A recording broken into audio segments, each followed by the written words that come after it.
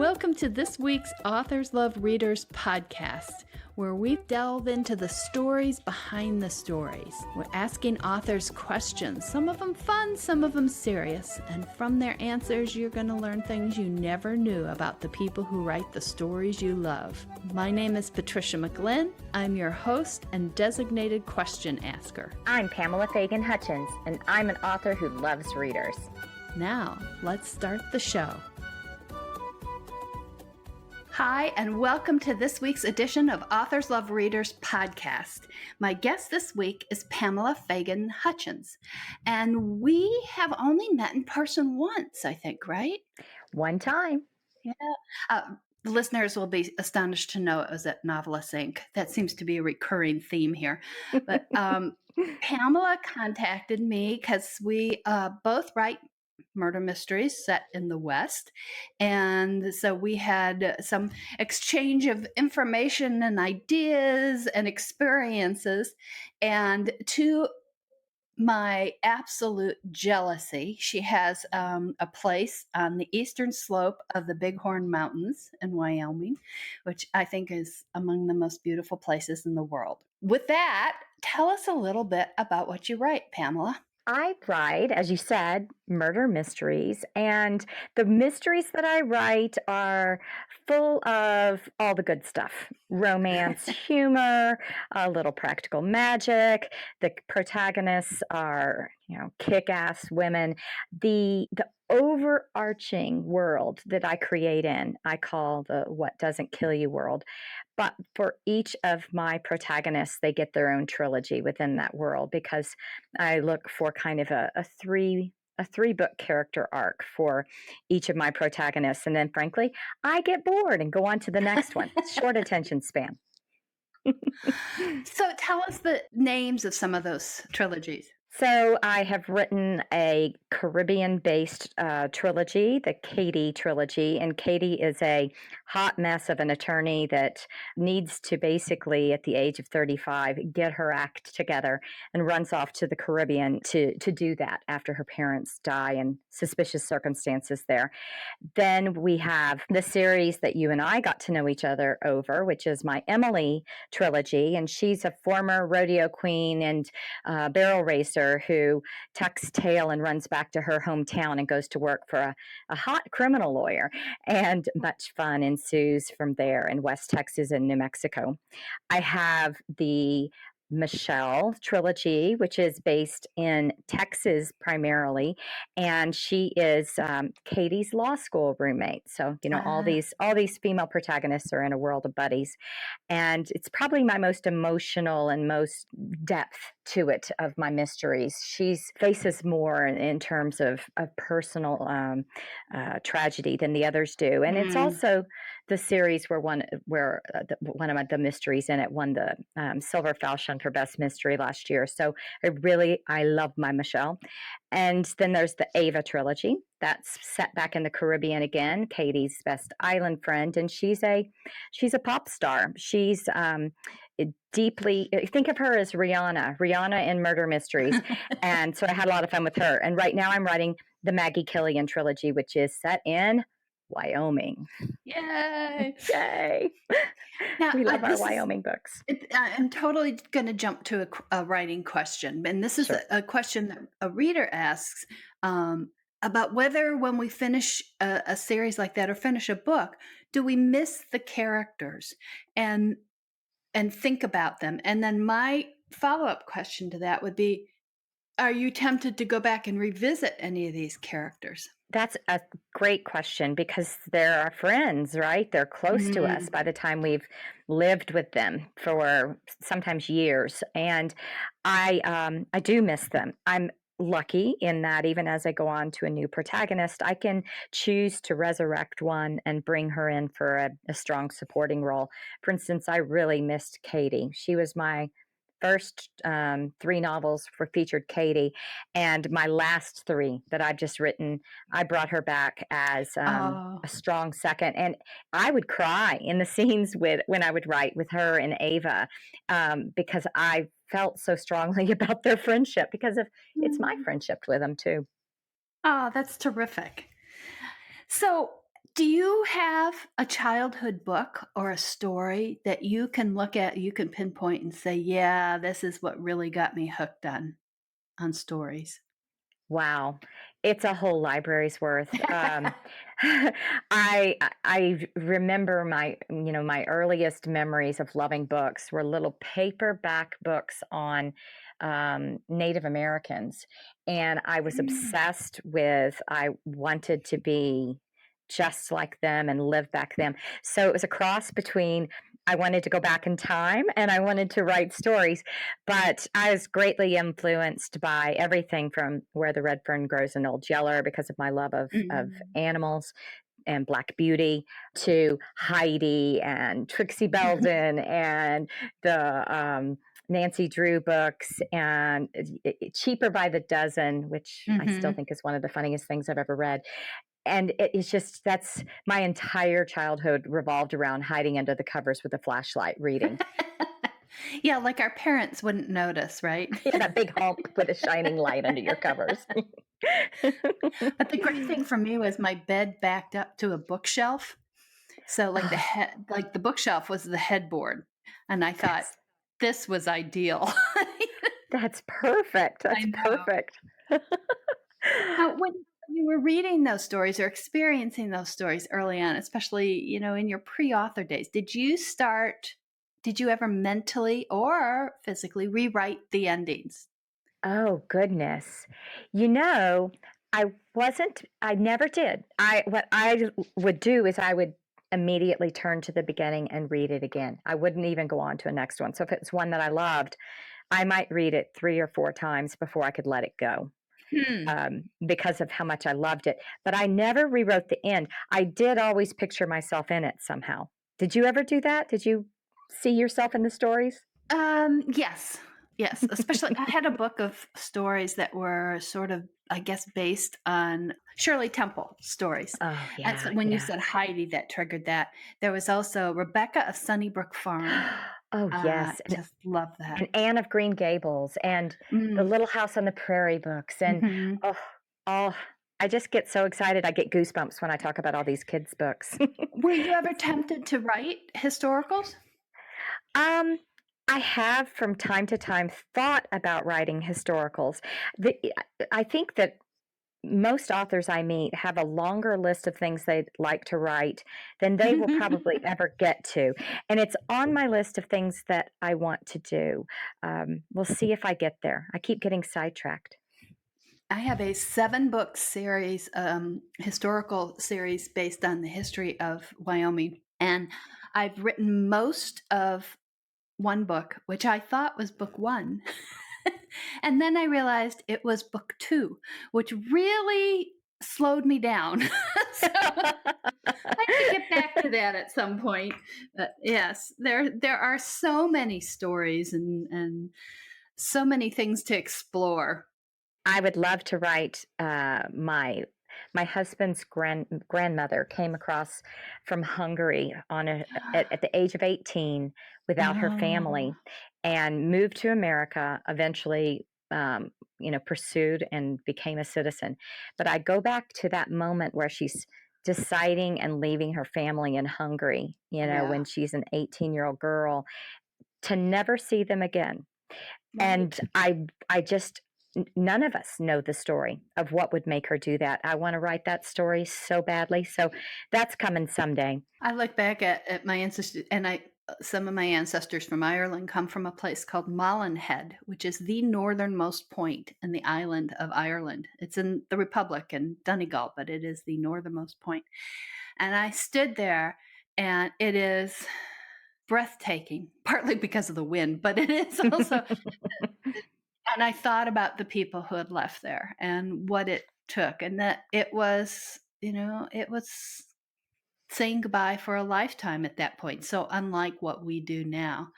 And it was a moment that obviously stays with me and probably always will, about what those people did.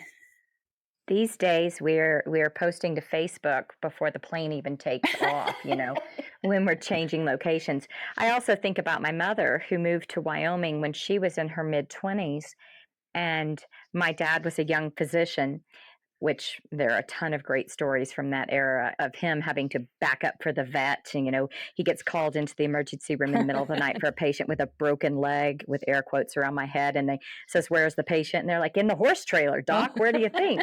But my mom moved to Wyoming for this great adventure.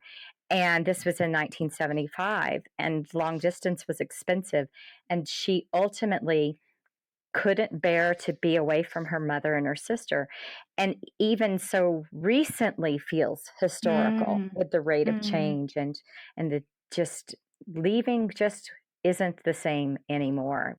We'll probably never get to experience something like that except through our imagination. But we can through our imaginations, yeah. Absolutely. I Yeah, can't wait. my folks, were married, dad they were married in July, and dad was called up in December of 1941, because he'd been in ROTC in college. And so they were this brand new married couple, and he was in the Army from then until the end of 45, and Wow. overseas twice, but whenever he wasn't overseas, mom would travel around with him, and my older siblings came along during that. I was a surprise well after. It's a good thing dad made it through World War II because I wouldn't have been here. But they would, and the way they traveled, and, you think about all the accoutrements that people travel with now with kids, and they would put everything in their little car. And my sister apparently slept in the drawer of a dresser, and they stayed because when they'd be at these army posts, these little towns were suddenly overrun, and dad shot more than one rat in a bedroom. Once they stayed in what was basically a whitewashed former pigsty.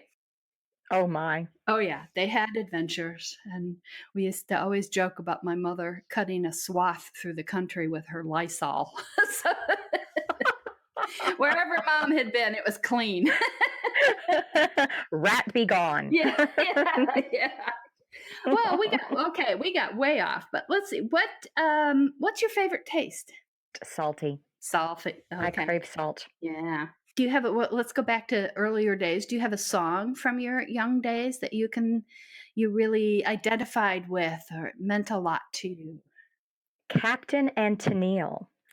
And Oh, I loved everything from Captain and Tennille, but the one that sticks with me is "Love Will Keep Us Together." oh my. But Olivia Newton-John, just all of that era when you're first discovering music, Mhm. magical. And all of my parents' old records from their high school days, which they saved. So the Everly Brothers, um, just I just remember just putting it on the record and watching it spin around and listening to it over and over and over, and feeling like I could picture how my parents would listen to that same song. At that point, it had been for 10, 15 years before, and it was that same album down to the scratches. I just loved it. Yeah, the scratches often meant something too, right? How about these Absolutely. days? Do you have a song or do you listen to a certain kind? I tend to create a playlist around a protagonist. And then for a period of time, however long I am writing that protagonist, a year, 2 years, I listen to that music. So right now I'm really into Americana, some old stuff like Lucinda Williams, and then newer artists that are probably not all that well known. But if I could give a plug to Moores and Macomber, they're really fantastic. And so I'll create this playlist. And before I even start writing the protagonist, I'll start listening to this music over and over and over, refining who I add to it, what songs, what order. And a lot of times it'll end up telling me the story. The story is telling itself to me before I realize I have the character arc down, because I'm unconsciously arranging the songs to fit the progression. So that's what I've been doing right now with my Wyoming character, Maggie. Last year, it was all about Caribbean music. So Mhm. Rihanna, Sade, et cetera, because I had this pop star from the Caribbean. I'm enjoying the Americana more. How about Chris LeDoux? I have Chris LeDoux on this I list. knew you had to. Copenhagen makes me feel so good. Had to have And Chris. many more. One of my early trips to Wyoming was traveling with a friend, and it was tapes at those times, but we got some tapes that we were playing Chris LeDoux as loud as you could do it as we drove across the Bighorn Basin. Chris LeDoux in 1975, 76 was at the pinnacle of his bareback bronc career, and he had um, just won at the national finals rodeo. So that's when we were living in Wyoming. I was a little kid in Buffalo. My dad was a doctor, and my dad had this young guy come in and say, Doc, I think this is broken. And so my dad casted him up, and he came in the next week and he didn't have the cast on anymore. And he said, where'd your cast go?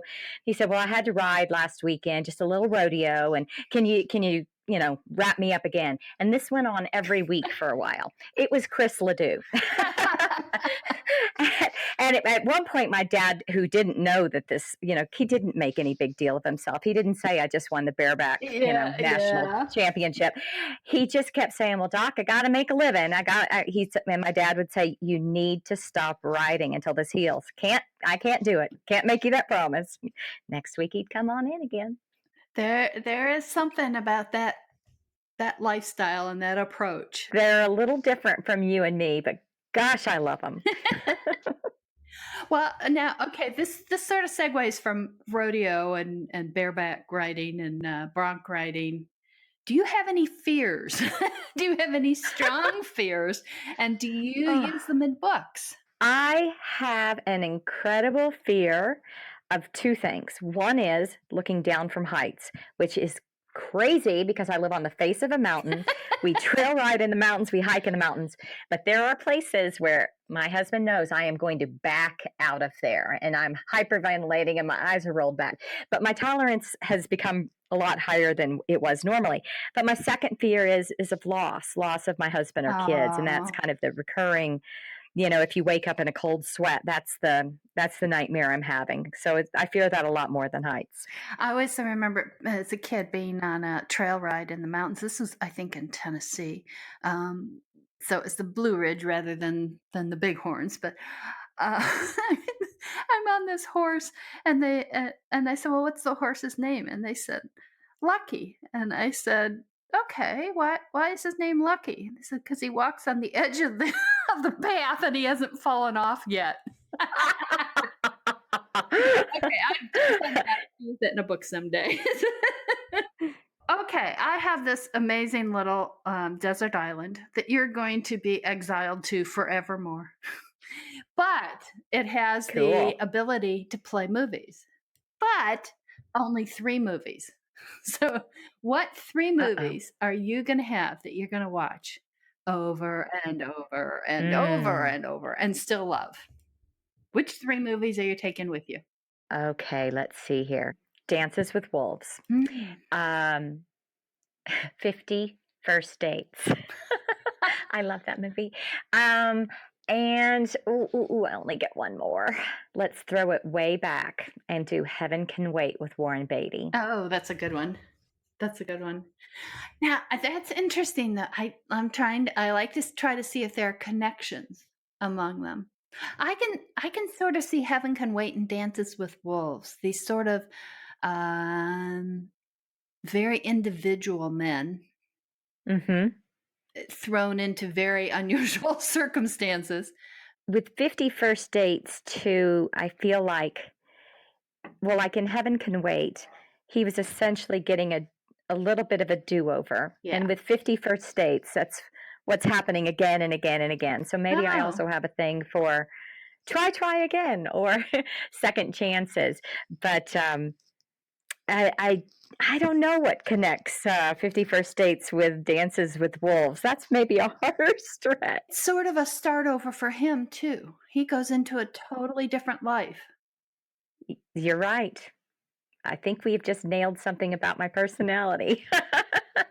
He And does. maybe that's why you like to do these sequential trilogies. I think that that's very much the case. I want a Interesting. chance to do it again too, and there's not only the I want a chance with this new person and this new place, and yet to take some of the best, keep what's good, make new friends but keep the old kind of theory. Yeah. But I One is also silver love the and the other challenge. gold. I love thinking, can I start something completely different? Can I do a completely different voice?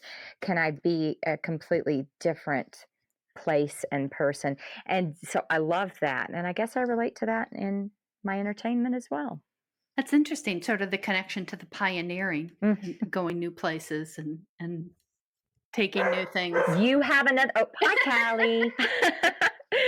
Yeah, that was good. Prettiest dog, prettiest dog. You got to follow Pat on Instagram and see pictures of Callie.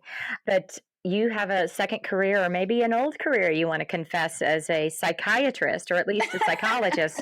But maybe that's what a journalist really is in some level. To an extent, I was always interested in psychology until in college until I learned you had to take statistics. I said, never mind. We will do something else here. Oh, So let's get in some questions from readers. okay. I have two from them, and I'm going to combine them. I do this because they connect in my mind Sure. anyhow.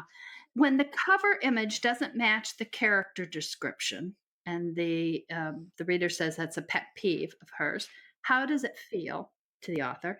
And then the other part is how much does it bother you to find editing errors after your book goes live? Okay, we're taking B first because I'm hyperventilating. Hate it. Absolutely strive for error-free, because as a reader, I want an experience where I'm not distracted.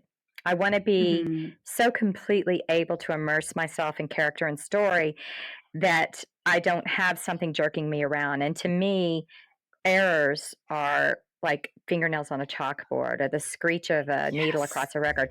So I take it really seriously when people find errors. On the other hand, there are things that are stylistic. There are errors we make on purpose. You know the rules to break the rules. And so I sometimes have creative differences with a reader from time to time who really believes the comma should be somewhere else, but the pause I hear in my head and the way the dialogue is spoken is different. So with apologies to readers who may have a creative difference to me, if you let me know about an error, I can promise you my team fixes it immediately.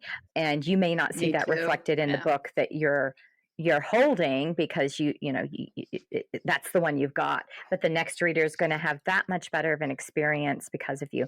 Yes. So with the respect to covers, and for readers that have a different image for a cover than what they see on the outside of the book, or they develop a different image once they get into the book, that's a tougher one for me for two reasons. One is that it's like that with movies too, right? When we change from something that's the written to the visual, then it's no longer completely dependent upon the reader of the imagination interpreting the words on the page. And so with a lot of respect for reader experience, readers can vary widely on how they would have pictured it and done it. So can authors, so can cover designers. And I am not a graphic designer. I wish that I was. I wish that I could take what I see in my head and I could imagine it into being like I could with words, but I can't. And so for readers that have a negative reaction to the covers, I would beg their indulgence, and say the author has the most control over what comes in between those covers, and that it's just one representation of the imagination stirred by the book that you see when it's on the cover. Their covers are very, very challenging. It's difficult to distill an entire book into what every person would take away from that book, or what everyone would want to see, to represent that book. Somebody's about to get in trouble in there, Callie. You're lucky because I've got 3 rescue dogs, and they happen to be out with our team of Amish fence builders right now, helping them build fence. So they're not up here bothering us. Don't say that too loudly because Callie will want her own team of Amish fence I tell you what, builders they're having a so ball she out can there. play with. Yes. They've got 3/4 of a mile of fence to build together. The dogs are Oh just laying there boy. looking at them with just adoration. Anyway, I've kind of rambled on the question of the cover, but that's my gut. You create your own covers, right? Or you have your covers created. I commission them created, Yeah. and I'd say that most of them come pretty close to what I want. At the end of the day, they're not always exactly what I imagined either, because I can't do them myself. If I could, oh, I wish that I could. How do you feel about it? I've talked about this sometimes on these podcasts that the books that I have done, when I had books traditionally published, I had some really good covers. I had some real stinkers. There was one in Mhm. particular where I always look at it and think, who are these geeks and what does it have to do with my characters? Who are these people? And I have one of where the hero was a bull rider, and they tend to be wiry, and a lot of them tend to be Mhm. fairly short. Mine wasn't Right. short, but he was wiry and thin. And there's like this sumo wrestler on the cover. And I'm going, who is this? So, Ah, but as I've been doing my own, having my own covers done, when I really started in indie, I did do my own covers. It quickly, as whatever income I got, I turned around to having professionals do them. But you can't find people who match the characters in your head, not only on the stock photo, but anywhere. I've yet to see anybody who was exactly right. what I had in my head for the characters. So I've gone the other route of using landscapes, paintings, objects, photographs, Right. to steer away from that because it drives me nuts that I can't find the right person. And I've done a couple projects where you had to have a couple, you had to have people, and I was like, it was miserable. I can't tell you how many days I spent on stock photo sites. I hear you, and I've of the 12 novels that I have out in my romantic mysteries, 9 of them do not have people on the cover, and it's for Mm. that reason. They just are never right. Now, I will say too that I have gone back and I do have some nonfiction books, and the nonfiction I've completely redone 5 of my 6 covers because I just hated them. And sometimes even when you commission them and think they're done, a year later you're like, "What was I thinking? Yeah. Why did I say yes to that? That's."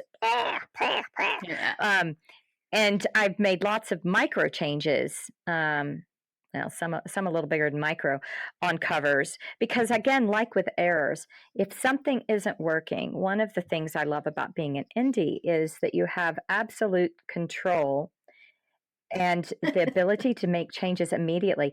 And so if a cover's not working, I'm going to pay to have it done again if I can figure out that's what's the problem. If people are really having a negative reaction. So, And I think they age in a way too. And as I've yes. done new covers for different series, now I have a series called A Place Called Home, which is set in Wyoming, not too far from where you are, actually, maybe a little south and a little tiny bit east. Those covers were from photographs that I had taken at various places of skies, and they've just I loved them initially, but they've just gotten a little tattered. I don't know. Yeah, I don't know how electronic things can tatter, but they do. So I'm they do. those are in the process or have just been redone, depending on when this podcast comes out. So yeah, we update them. But I will also say to the readers that as a reader myself, when I see a cover that does not agree with my vision of the characters, clearly the cover is wrong. my vision is right. And hang on to that as the reader because your experience with what's inside the pages and what it puts in your mind, that is always should be your go-to. Stick with that. Yeah. So just, remember you're right. The cover's wrong. Yes. Yes. And I tell you what, I find the whole struggle to get a cover just right. And I'm sitting here looking at a book in my hand of another author, and I'm literally sitting here thinking, I bought this book because I wanted to read this book. I am not loving this cover. you know, so I think that, that's your fear as an author, is that someone will have the reaction I'm having to this book right now. But you hope that, like me, that they'll say, but I really want to read this book because of what's inside, and make my own judgment. And it's the same reason I a lot of times don't like to see the adaptations of books after I've read them. Mm. Don't like to see the movies because I don't want to replace what I created in my head. Well, one of the good things about the ebooks is you don't see the cover as much. I like that. Yeah. I really do.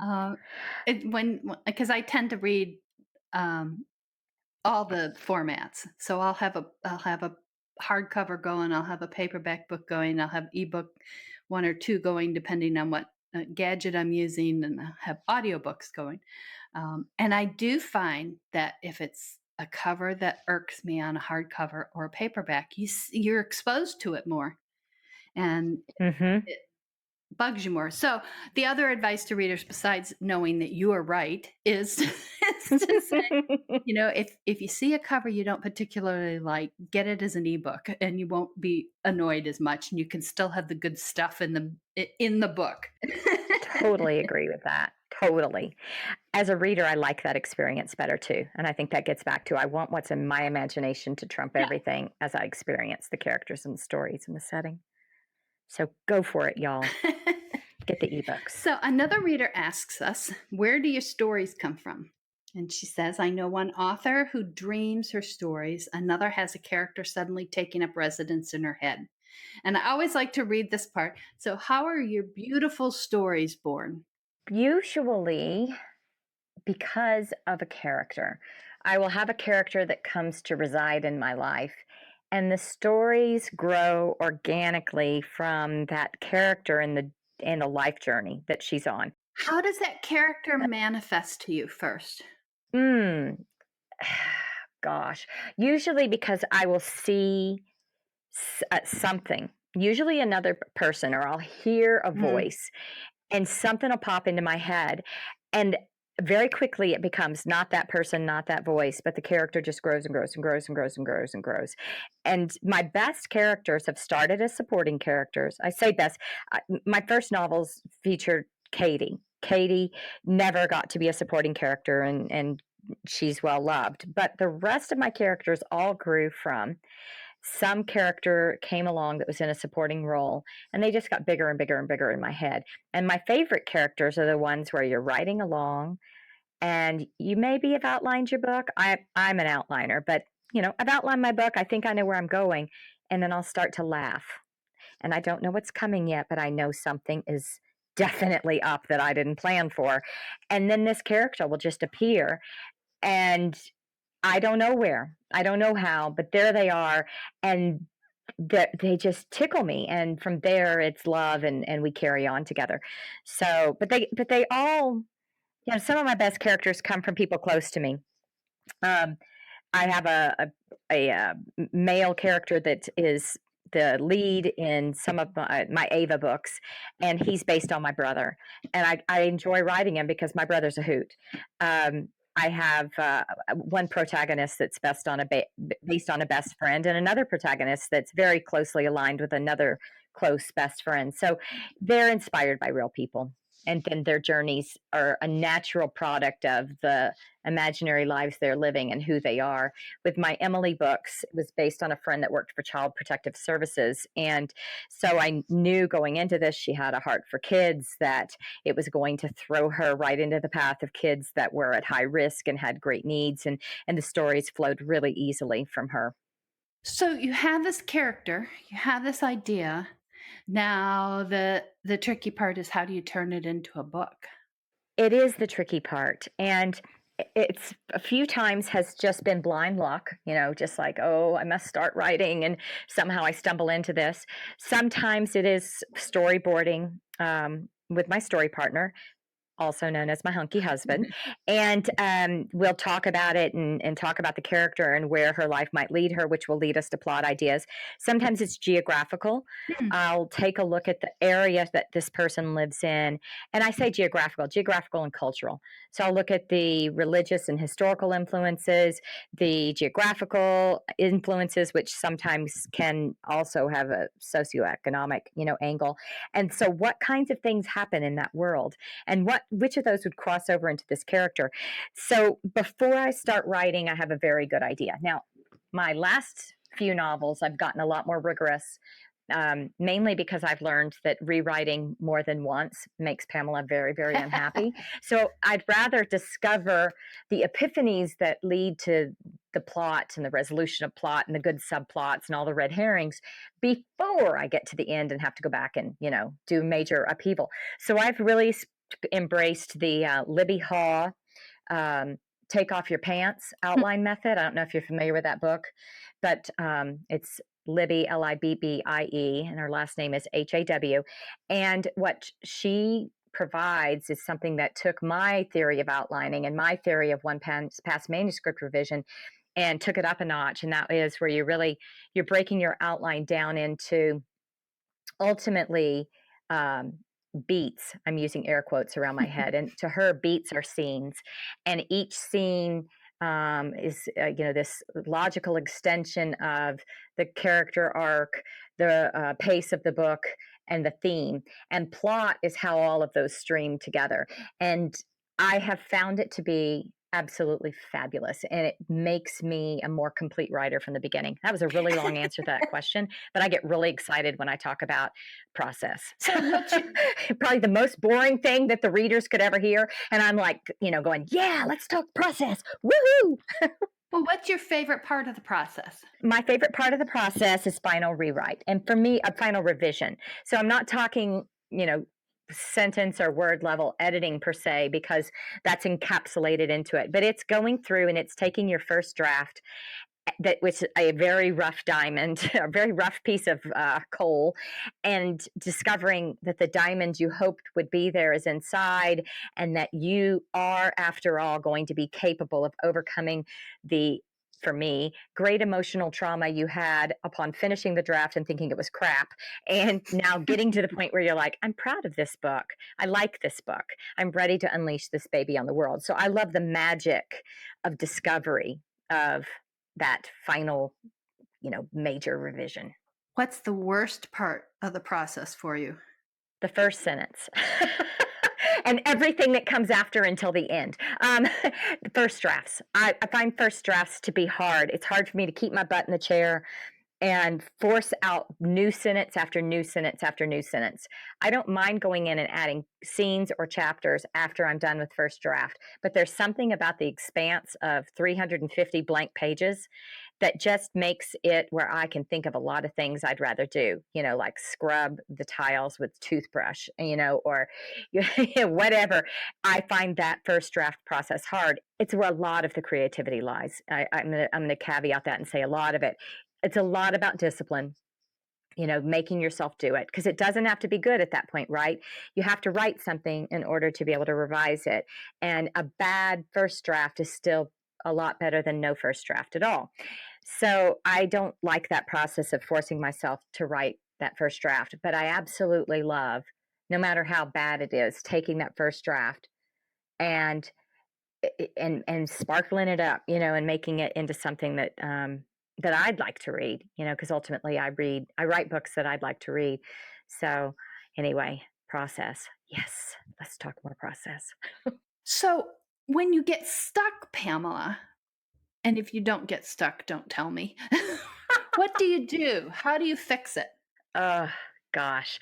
Well, number one, I move to another part of the story. If I get stuck, I'll usually go to and try to write the ending, because I feel like that at least gives me it hones in on lesser possibilities to work with, and so that limits some of my feeling of the possibilities are so limitless that I feel paralyzed by their immensity. So I'll go write a different part of the book. I have one book, came out, was the current trilogy that's releasing Bang, Bang, Bang this summer, Bombshell. I just couldn't start the dang book. And I had an outline. So I finally just picked the part of the book I found most interesting and started there. And that broke the floodgates. Sometimes I go back and talk to my story partner. Sometimes I put it down for a little bit, but I do get stuck. I get real stuck. That's so interesting to me, though, because I don't outline. Outlines just kill stories for me. But what slows me down is needing to make decisions, especially needing to let go of possibilities, Hmm. because you can only pursue so many. But if you have an outline, aren't those decisions already made? Well, that's if I apply rigor in my outline. And sometimes Oh, my outlining looks like first 10 chapters and then I get too excited and I want to start, and so I haven't nailed the ending down yet. Now, in the way that I've been doing lately with Libby Hawes' Take Off Your Pants book, yeah, you've nailed the ending. But even there, I just finished a novella that I wrote this month, and the ending I wrote before I wrote the middle. It gave me, even though I know where it's going, when you actually put the meat on the bones to me and flesh it out emotionally, I get a better feel for my character and where she's going to end up, and so that helps me. And even with the outline, it helps me. hmm. Okay. Do you have any books that you've put aside because they just would not gel, or do you jettison those books? I have a small stack of, I normally know, this is one of the beautiful things to me about outlining, is that I don't get very far into a book if I'm not able to move it forward in my mind, translating to paper in some version of an outline. So I've jettisoned a lot of ideas. But what I also find is, well, they're sitting in a stack, the virtual stack on my computer, little paragraphs or a couple of pages that talk about an idea that I hope I come back to later. Um, there's some I really care about. I just haven't been able to figure out how to make them work.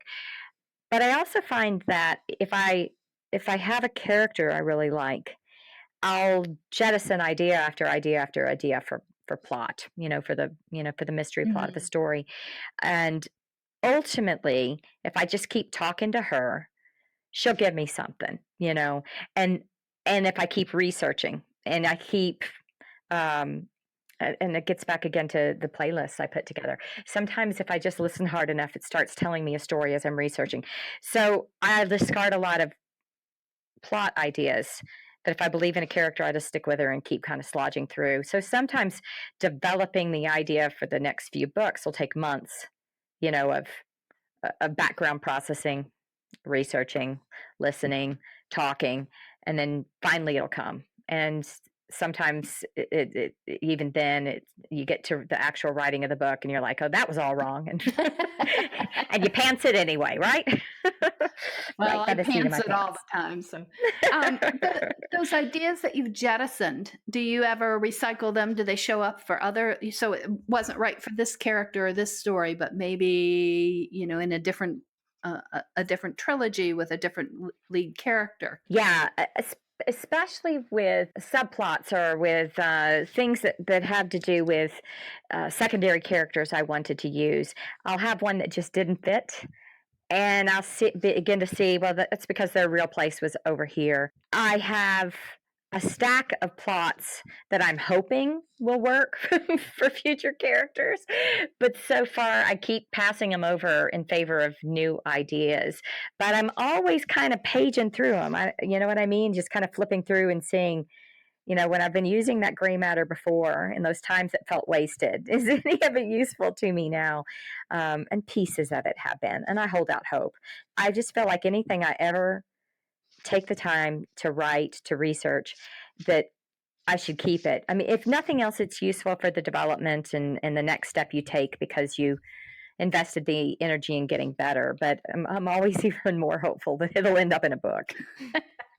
You've touched on this possibly, but in case there's more, is there something that you're really good at that few people know about?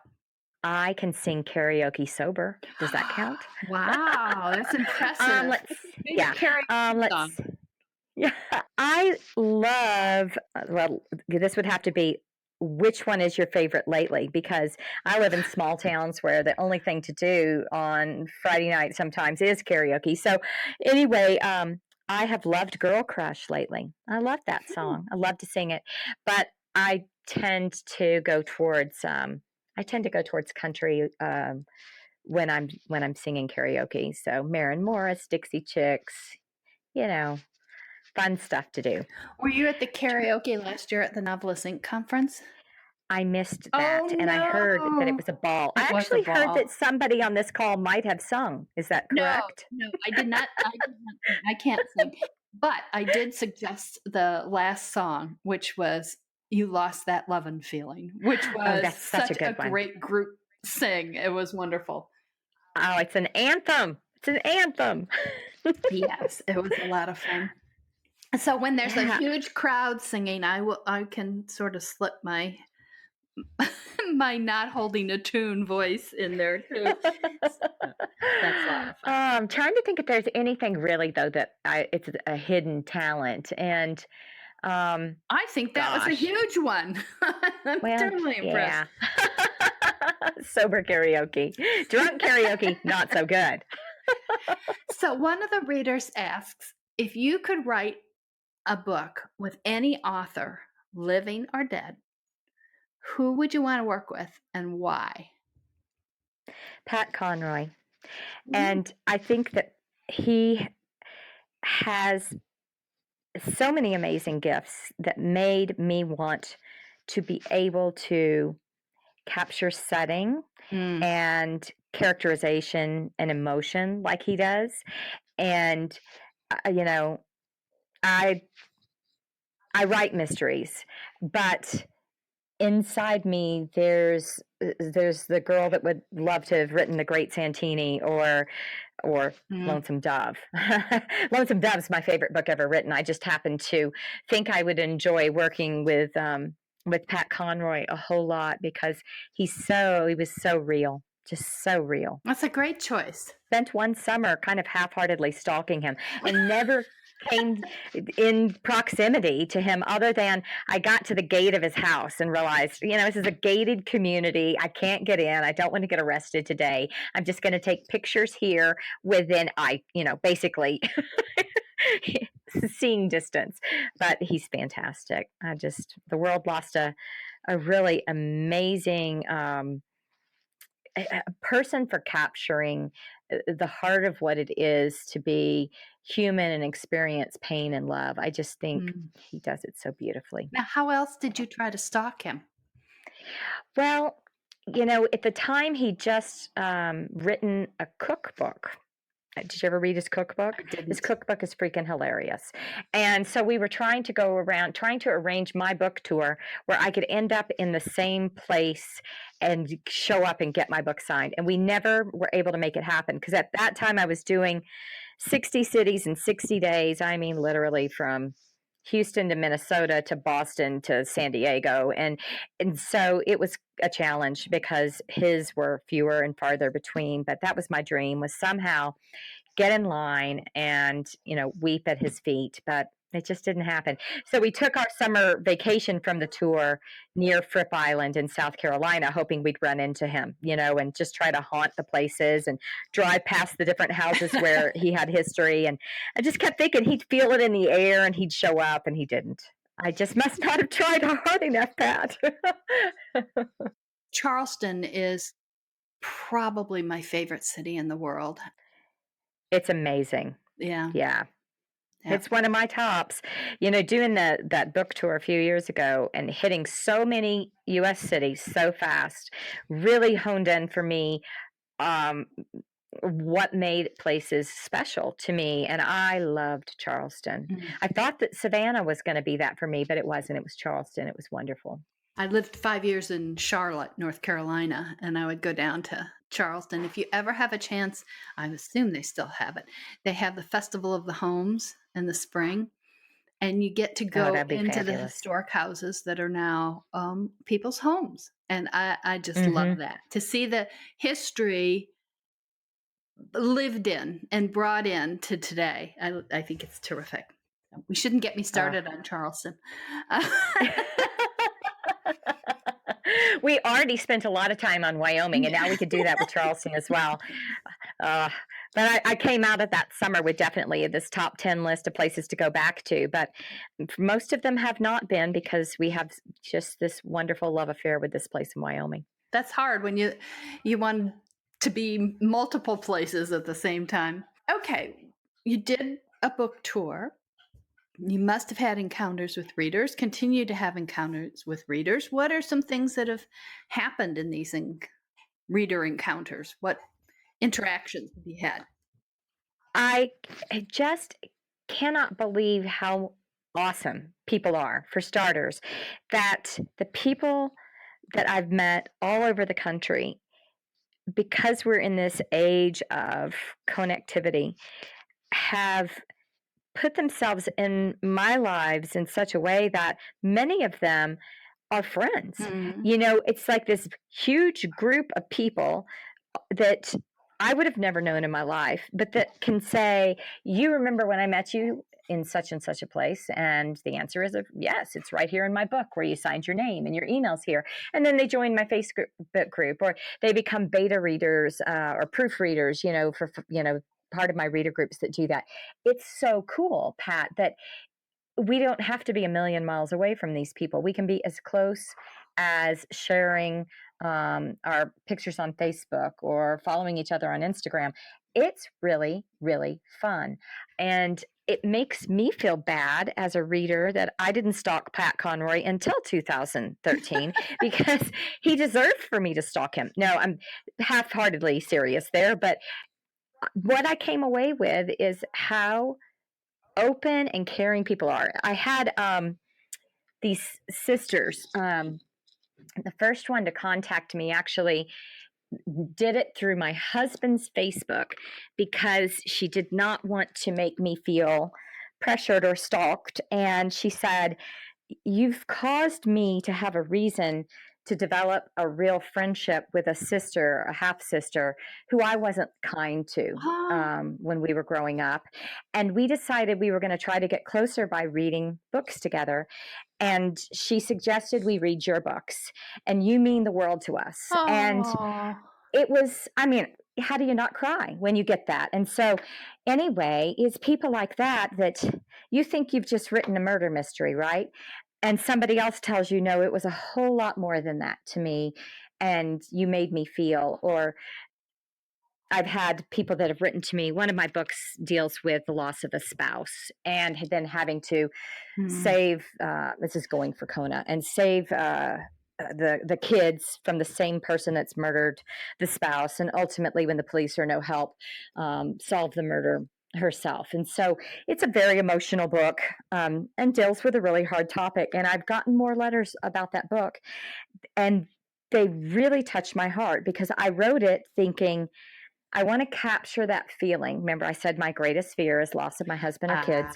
I want to capture that feeling of what would happen if you face the greatest loss, but life doesn't give you time to mourn it. You're forced from mourning to protective to justice driven, all within one surge of powerful emotions. And that was where I was going anyway. And so I get letters about people saying, I lost my spouse a year ago, and this book was really important to me because of X and Y and Z. And it just, people are so giving to spend the time to tell you what a book means, not to mention all the ones that review. But honestly, I don't read reviews, but I do read these letters, and I feel it makes me feel very, very blessed. you're an extrovert, aren't you?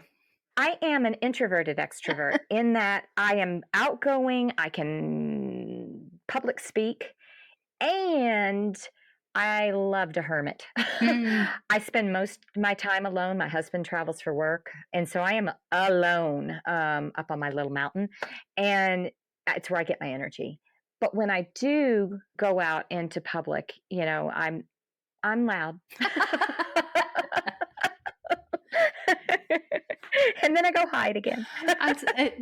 Just listening to you and how much you enjoy that, because appearing places and doing signings just drains me.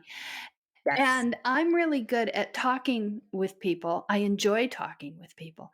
If people start talking about my books, it makes me shy. And a lot of Yeah. people wouldn't believe that, but it does. When I get around other writers, like at writer conferences, what exhausts me the most is one-on-one interaction. That requires the most of my giving of myself, if that makes sense. And so Mm, that's a lot like reader events, right? mm, It's meeting one person one on one after another.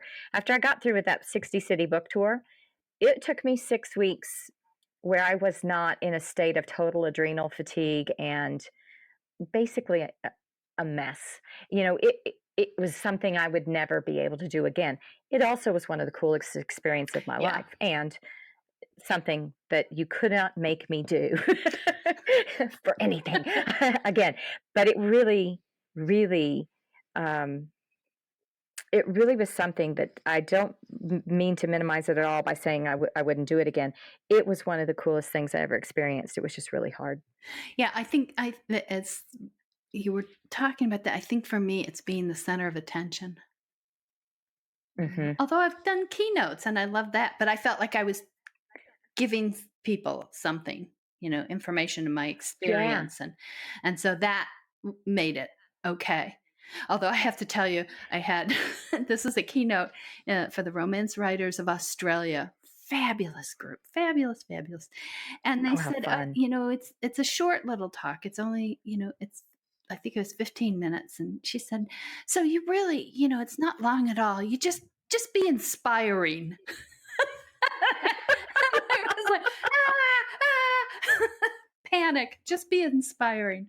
Oh, okay. I can feel my heart beating Narrows faster it down. now. And 2.5 years, 3 years later, it's still in anticipation of it.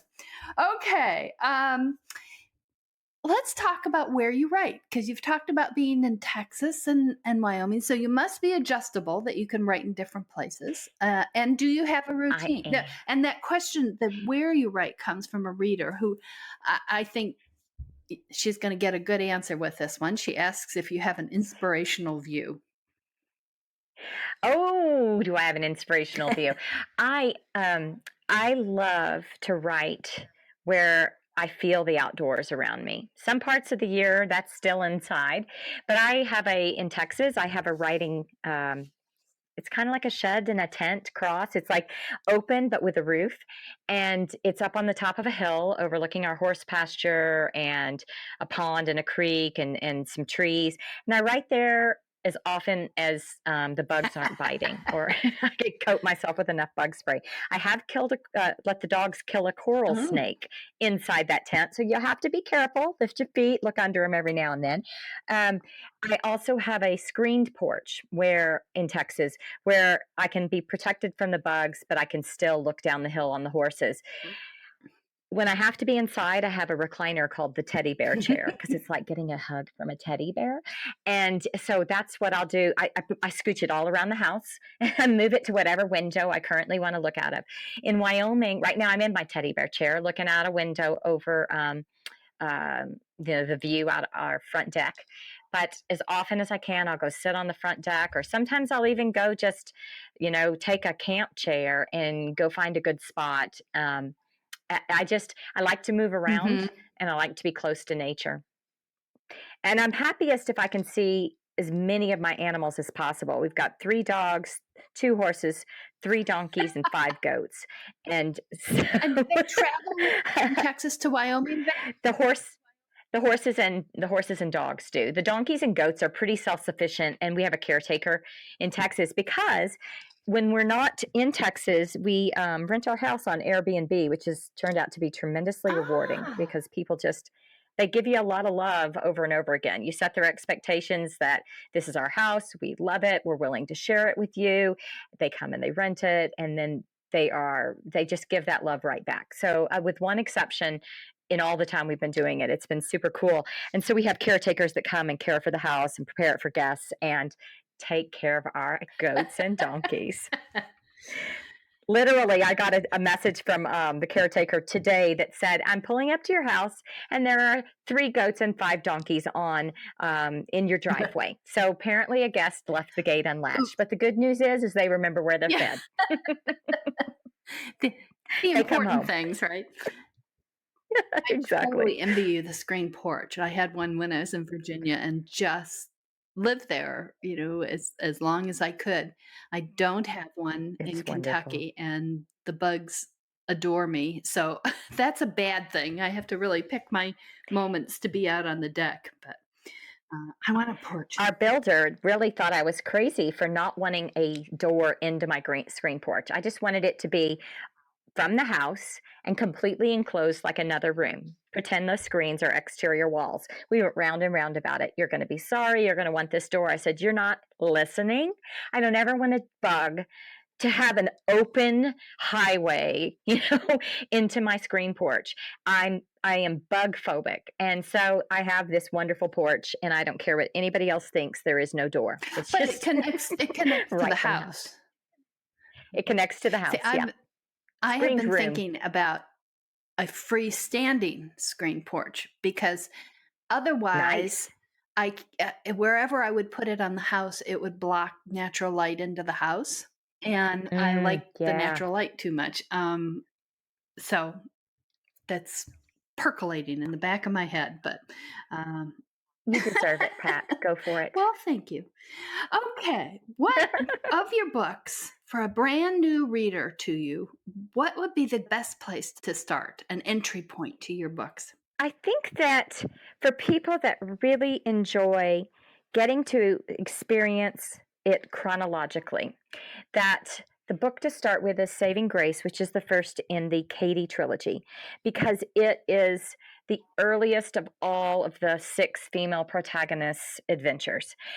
But all of them are made to stand alone. They're repeats of characters, but they're not serial. You do not have to read one before the other. So if that doesn't matter to a reader, then I would pick the protagonist you think you have the most in common with and dive Mm. right in there, whether it's West Texas Emily or Caribbean Ava or Wyoming Maggie or Michelle Texas. So whatever you think you kind of relate to the most. But most people like to start with Katie, but the people that have started with the last book in the series and gone back and read them all have said that wasn't an impediment. So dig in wherever you want.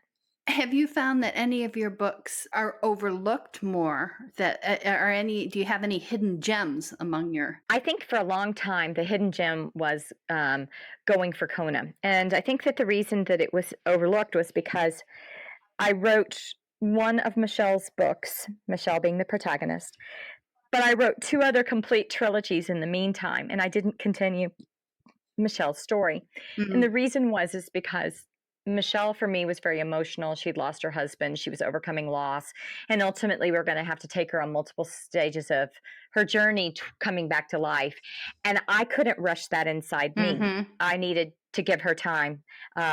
It would have felt artificial to throw her in the sack with some new guy. And, it's like, hello, your husband's dead, but it's time to write the new book. It just didn't work. And so people overlooked it because it felt like a standalone. And then the second one came out. It was the Silver Falchion winner, and the third is about to come out. And there's just been an explosion lately of people reading this book. Mm. It's the one I'm getting all the letters on right now.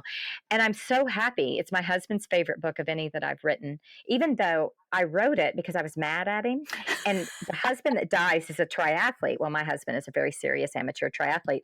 And I was mad at him, and he came home that night, and I said, "Read this." And I killed him in the second chapter. And he's like, "This is crap. What have you done?" And he ultimately, the emotion of it swayed him, and he loved it. It's a really good mystery too. So if you were to find the hidden gem, it would be my little sweet Going for Kona.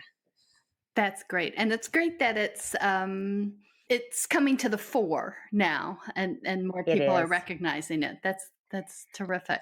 Yeah, I often say that I kill people who annoy me. I don't think I've killed any people I'm related to, though.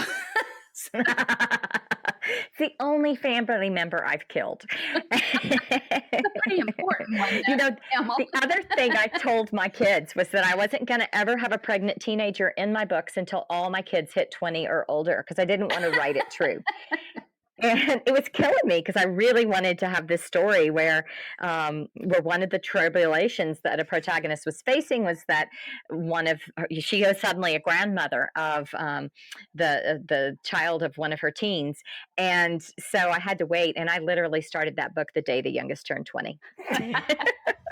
But I often think about that. People will talk about you should write what you know, and they, and I think I don't necessarily want to write exactly what I know because I already know it. I want to explore other things, and I got a lot of that about you should write about working at the Washington Post, and particularly when I was in traditional publishing, the editors would say that, and I think it is not romantic.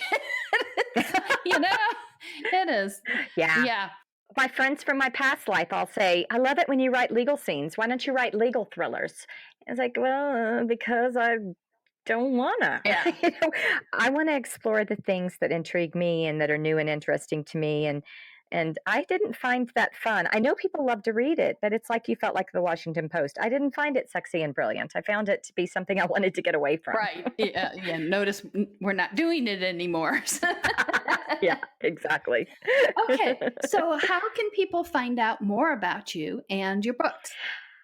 I am all over the place, but the easiest way is my website, which is PamelaFaganHutchins.com. It's a mouthful, but you'll find me there, and you can find out more about the books. I've got things for book clubs on there, questions for you to work with as you work through a book with your group.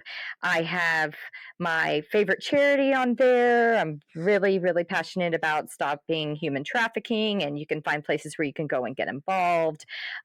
You can even find out about how to come to a writing or readers retreat at my Texas or Wyoming house, or how to book them for yourself on Airbnb. So, I mean, it's one-stop shopping. Wow.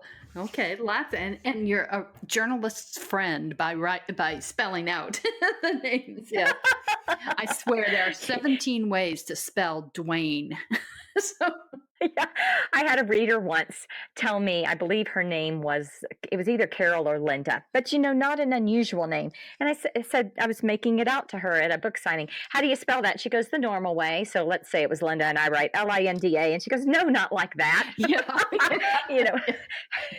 You're like, oh, yes. Okay, I just bought a book. Many ways to do that, yes. Is there anything I haven't asked you that you would like to answer? Or that I should have asked you that you don't want to answer? No, aren't those the best questions? No, this has been just a lovely conversation, and I love your reader focus and answering questions and helping them get to know more about the people that write the books they enjoy or have yet to enjoy. This has been a ton of fun. Well, we still have my very favorite part, the rapid fire either ors. So are you ready to go? Hit me. Day or night? Day. Paper plates or best china? Paper plates. House decorating or gardening? House decorating. Pickup or sports car? Pickup. Heels or slippers? Slippers. Appetizers or dessert? Appetizers. Binge watching or make the watching last as long as possible? Binge. Hiking boots or cowboy boots? Oh, gosh, Pat. Oh, goodness. Hiking, because they can be worn for both. Spring or fall? Spring, wildflowers. Ice cream or cake? Ice cream. Cruise or trekking vacation? Trekking. Daisies or roses? Daisies. Cat or dog? Dog. Coffee or tea? My stomach says tea, but my heart says coffee. Hot air balloon or train trip? Train trip. Winter Olympics or Summer Olympics? Winter. Nail polish or bare nails? Bare nails. Okay, this is the last one. Grab the best first or save the best for last? Grab the best first. Thank you so much for doing this, Pamela. It's been a lot of fun. And we hope the readers will come back next week for another edition of Authors Love Readers podcast, where you'll meet a new author and his or her stories behind the stories. And from now until then, I wish you a terrific week of reading.